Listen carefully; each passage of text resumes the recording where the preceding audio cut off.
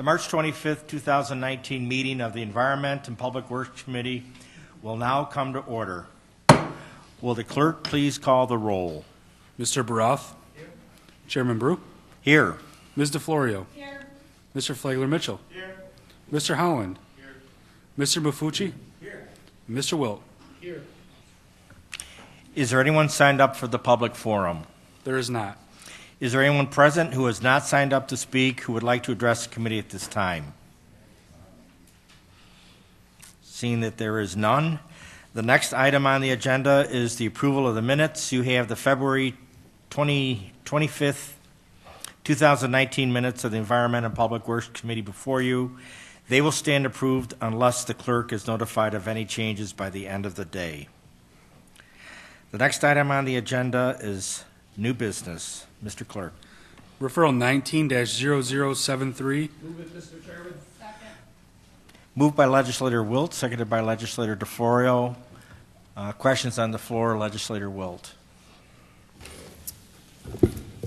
Thank you, Mr. Chairman. Through the chair, can you briefly explain the Arundecoit Bay oxygenation project?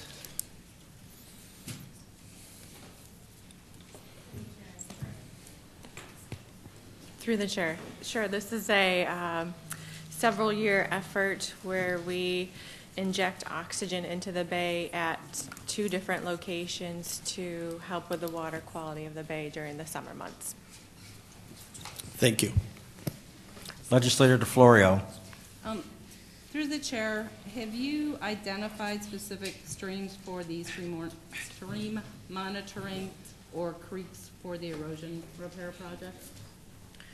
Through the chair, we have not identified a project for the stream bank erosion at this time. Thank you.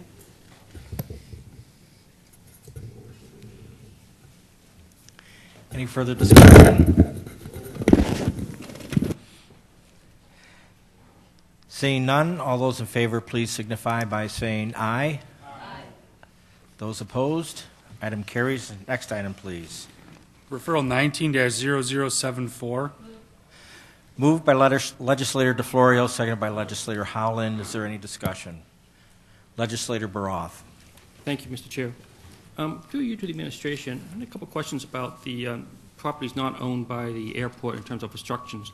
What sort of obstructions are we talking about? Are they particularly trees through the chair or something else? Through the chair, mostly trees. That is correct. Okay. And through the chair of the administration, so how does the CHA go about managing trees on other property they don't own through the chair? Through the chairman, what they would do is once they're identified and what needs to be done to remove those trees or decrease the height of those trees, then they will help contact the individual property owners and go through the easement process or whatever the process is in order to meet the satisfaction of that particular owner and the needs of the airport as far as the reduction of the height of the tree. Thank you. And then finally, regarding Capital Fund 1736, where funding is coming from, is this a capital fund for MCAA or is it the county capital fund? Through the chair. Through the chair, it is through Monroe County. But ultimately will be refunded through MCAA? Through the chair, that is correct. And through the chair, how long will that take to be reimbursed? This year, next year? Through the chair, I believe it will be done in 2019. So the following year when we know what the total amount is? Correct. Thank you. And then finally, through the chair of the administration, did you... Oh, never mind. That was a different question. My apologies. That was it. Legislator Flagler-Mitchell. Thank you, Mr. Chairman. Through you to the administration. What would be the contract effective date? Through the chair, if this referral is approved at the next county legislature meeting, we will go through the proper procurement process with the county purchasing department contract process. So it may be within the next 60 days or so. Thank you. And I have a question for the administration. Would the scope of this project affect airline traffic or runway traffic in any way? Through you, Mr. Chairman, no, it will not. We work with the airlines on identifying certain areas of the airport and also with the Air Traffic Control Center at the airport with identifying certain areas that the contractor would be working in so that all flights are directed away from that particular area. Thank you. Any further discussion? Hearing none, all those in favor, please signify by saying aye. Opposed, item carries. Next item, please. Referral 19-0086. Moved by Legislator Howland, seconded by Legislator Wilt. Legislator DeFlorio. Yes, through the chair, can you please tell us why this is considered a matter of importance? Sure. Through the chairman, about 2.5 weeks ago, I met with the FAA down in New York at the FAA Airport District Office. We review ACIP, or Airport Capital Improvement Program, funding and projects moving into 2019-2020. This was a project that we have been working with the FAA for about a year now, going back into 2018. We were not anticipating that they were going to want to fund this project and get it done in 2019. Quite honestly, I thought it was going to be a 2020 project. When we were at that meeting at the FAA offices, they basically informed us that they'd like to see this done in 2019, should the discretionary fundings become available, which in our experience, if they're telling us that they want this done in 19, we've got a pretty good lead that those funds are going to be available. Otherwise, we wouldn't have been discussing it.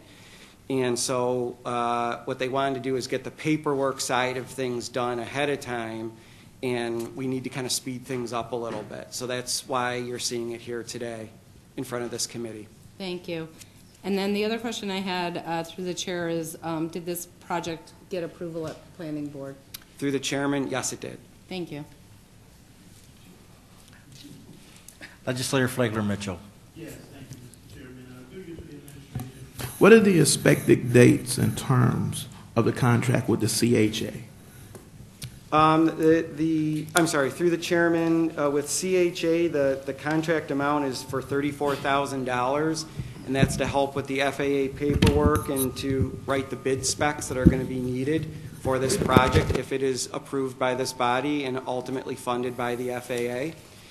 So once that gets done, we have to go through the proper Monroe County procurement process with bids and all of that. That's driven by the Monroe County Department of Purchasing. So that could take anywhere from 60 to 90 days to do that, and then we have to work with the individual companies that may have the low bids for the fire trucks. We're looking at 2 fire trucks.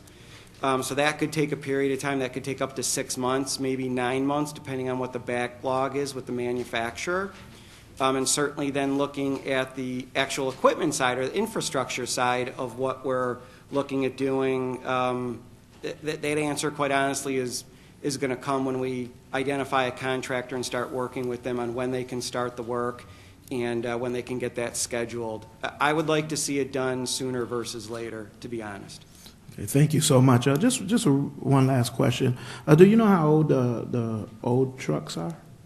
They were both purchased and in use in 1998.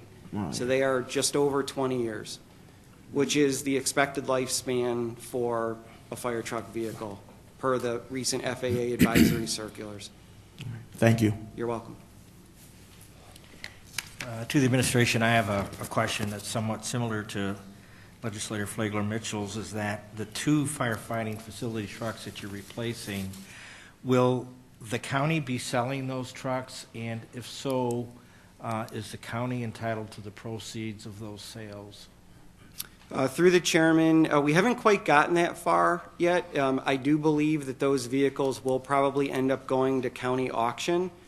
They are functionally useless as far as the FAA is concerned for actual use on an airport facility, so they can't just go and be used at the airport for real life purposes.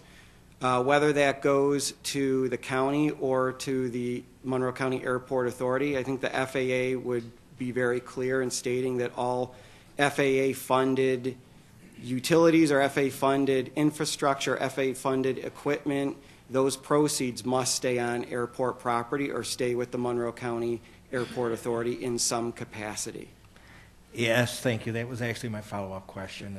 If the purchase in 1998 if that was funded by FAA dollars, that if there was a restriction to that, and you've answered my question. Through you, Mr. Chairman, yes, it was funded with FAA dollars in 1998. Right, thank you. Legislator Flagler Mitchell. Just one more question through you, Mr. Chairman. With these trucks being 20 years old, how many reserve trucks we have, just in case they had to take a truck out for maintenance? Through you, Mr. Chairman, to the administration. Through the chair, right now, we have one vehicle that is just kind of in reserve or backup in case it's needed.